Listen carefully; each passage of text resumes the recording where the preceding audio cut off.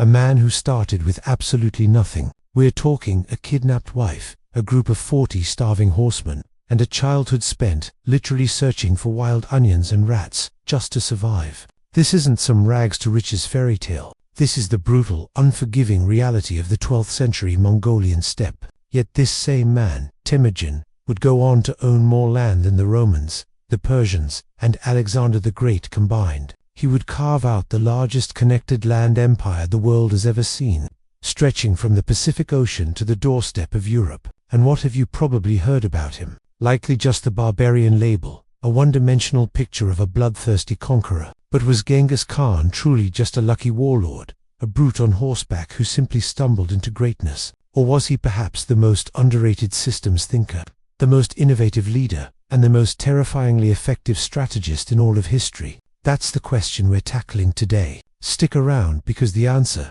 as you'll soon discover, flips almost everything you thought you knew completely on its head. This isn't just history, it's a deep dive into the mind of a man who fundamentally reshaped the world. The unity problem. In 1162, on the Mongolian steppe, childhood ended far too soon. Enemies lurked in every direction. Food was never certain, and loyalty rarely lasted. From this harsh world came Temujin, and when he reached his prime, he was no longer just another rider on the steppe. He had become Genghis Khan, the universal ruler. Temujin's first real crisis hits when he's just 9 years old. His father, a respected tribal leader, is poisoned by rivals. According to the harsh traditions of the steppe, the tribe should have protected his orphaned family. Instead, in a brutal act of self-preservation, they ditched them. Imagine being 9 years old. Your dad's just been poisoned, and the very people who should protect you just pack up and leave. No goodbye, no shared food,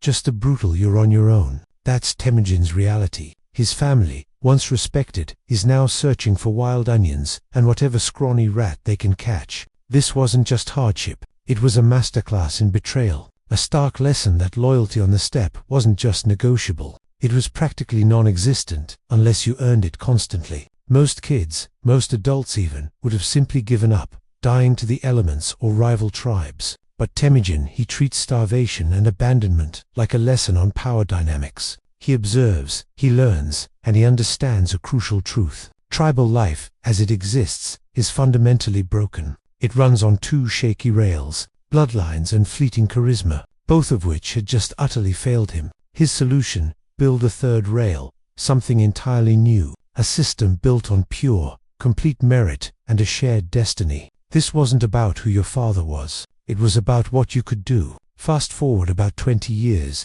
through sheer grit, cunning, and an unshakable will, Temujin has rescued his wife from kidnappers, gathered a personal following of loyal men, and begun to defeat rival clans. But here's where his genius truly shines. Instead of the usual victor's rewards, enslaving the defeated, killing the men, taking the women, Temujin offered something unheard of: a deal. Join me, he'd say. Keep your herds, keep your families, and if you can fight, if you can lead, if you can contribute more than my own cousins, you'll outrank them. This wasn't just smart, it was revolutionary. It meant that talent, not birthright, was the currency of power in his growing movement. He absorbed his enemies, transforming them into loyal followers, a tactic that fundamentally changed the nature of steppe warfare. By 1206, his power was undeniable. At a grand gathering known as a Kurultai, a council of steppe chieftains, the region's big shots formally declared him Genghis Khan, the universal ruler. This wasn't merely a fancy title, it was a recognition of his unparalleled authority and vision. But the true stroke of genius wasn't just accepting the title, it was what he did immediately afterward. He didn't consolidate power by reinforcing old tribal structures. No, he shattered them. He deliberately broke up the ancient tribal regiments and rebuilt his entire army into new composite units. Mingun's units of 1,000 and Zuan's units of 100. Crucially, these units were staffed by men from different tribes, deliberately mixed and mingled. Now their loyalty wasn't to Grandpa's clan or some distant chieftain. It was directly to Genghis Khan and the new system he had created. Nepotism, the problem of so many ancient societies, died overnight. Promotion wasn't about who you knew or who your family was. It was 100% test-based. Could you ride 120 kilometers without a saddle change? shoot a bow through a hoop the size of a paperback at full gallop, and still make it home for dinner? If yes, welcome to the officer corps. This was a meritocracy centuries ahead of its time, fostering discipline and unparalleled loyalty. He also codified the Yassa, a short, brutal, but incredibly effective rulebook. This wasn't just a collection of laws. It was a social contract for an entire civilization in the making. Some highlights. If you steal a horse, you die. If you pick up something lost in a raid before the boss sees it, you die. Sounds incredibly harsh, right? But what it did was replace centuries of endless weakening blood feuds with one clear, fair referee, Genghis Khan himself. Suddenly, justice was swift, predictable, and universal. And the immediate impact: business became safer on Mongol roads than in many European cities of the time. Within just 5 years, the steppe saw its first postal pony stations, its first standardized weights and measures, and its first comprehensive census. The unity problem wasn't just solved, it was utterly transformed. The conquest problem now, with a unified, disciplined, and fiercely loyal army of perhaps 100,000 riders, Genghis Khan faced an entirely different kind of problem. His cavalry was fast, devastatingly effective in open battle, and almost impossible to pin down. But how do you conquer the mighty Xia and Jin dynasties of northern China, with their huge fortified cities, walls thicker than your Wi-Fi signal, and populations that dwarfed his entire army? Siege technology was most definitely not in the nomad starter pack. This was a problem that would have stopped any other nomadic conqueror in their tracks. But Genghis Khan wasn't any other conqueror. He became arguably the fastest learner in military history. He didn't invent siege warfare, but he perfected its application. He didn't hesitate to grab Chinese engineers, Persian miners, and Arab siege masters. He didn't just capture them, he paid them in gold, treated them with respect, and most importantly, listened to them. His command was simple: teach me. They even pioneered a terrifying form of biological warfare, catapulting diseased animal bodies into besieged cities to spread diseases, a grim precursor to modern germ warfare. His approach to conquest was equally smart and brutal. If a city recognized the inevitable and surrendered early, it was often spared. Its inhabitants would be integrated into the growing Mongol trade network. Taxes might even drop, and life for the most part went on. But if a city resisted, if it dared to defy the Khan, the penalty was psychological warfare 101 dialed up to 11. Take Nishaper for example. After a revolt, the Mongols didn't just attack it, they literally erased the city from the map so thoroughly that archaeologists today still argue over its exact location. The message was clear, and it traveled faster than any Mongol rider: cooperate, and you'll live. Mess around and you'll find out with extreme force. This calculated terror was a core component of his strategy, designed to break enemy will before the first arrow was even fired. On the battlefield, his tactics looked less like rigid formations and more like a master jazz improvisation. The tulama, or standard sweep, was their signature move. Light cavalry would pretend to flee, drawing the enemy out in a glorious disorganized chase. Then, like a sudden brutal surprise, heavy cavalry would appear on both flanks, surrounding the now disordered enemy. Suddenly, it wasn't a battle, it was a barbecue. Coordination across vast distances was achieved with an astonishingly sophisticated communication system. Whistling arrows for immediate battlefield commands, smoke columns for larger maneuvers, and a pony express system with riders changing horses every 25 meters. The Khwarezmian campaign 1219 to 1221 stands as proof of this strategic brilliance. The Khwarezmian Empire was a powerful Muslim state considered insurmountable. Genghis Khan sent a detachment of 30,000 men across 400 meters of the desolate Kizilkom Desert, a feat the enemy considered utterly impossible. They popped out like a surprise exam, utterly smashing the capital of Samarkand in a mere 12 days. The Shah, the Khwarezmian ruler, died a penniless refugee on a remote Caspian island, his empire extinguished. In less than 3 years, the Mongols erased a state that had stood for 2 centuries. A truly astonishing feat of military logistics and execution. His campaigns against the Jin dynasty in northern China similarly showcased this adaptability, seamlessly combining swift cavalry assaults with the newly acquired siege warfare techniques, culminating in the capture of Zhongdu, modern Beijing, in 1215. The governance problem: owning the biggest empire in the history of the world is one thing. Actually making it pay rent, Making it function and keeping it from crumbling under its own weight is an entirely different beast. Genghis Khan tackled this huge governance problem with three incredibly powerful tools: law, trade, and communication. He understood that conquest was only the first step. Sustainable power required sophisticated administration. First, the Yassa, that brutal but effective rulebook, went empire. But here's the surprising twist. It guaranteed freedom of religion. Why? Because Genghis Khan was he understood that nothing sparks rebellion faster, nothing creates more internal friction than telling people how to worship their gods. So, Muslims, Buddhists, Nestorian, Christians, and Taoists all received tax breaks for simply praying. The only requirement: don't use the collection plate to fund a revolt against the Khan.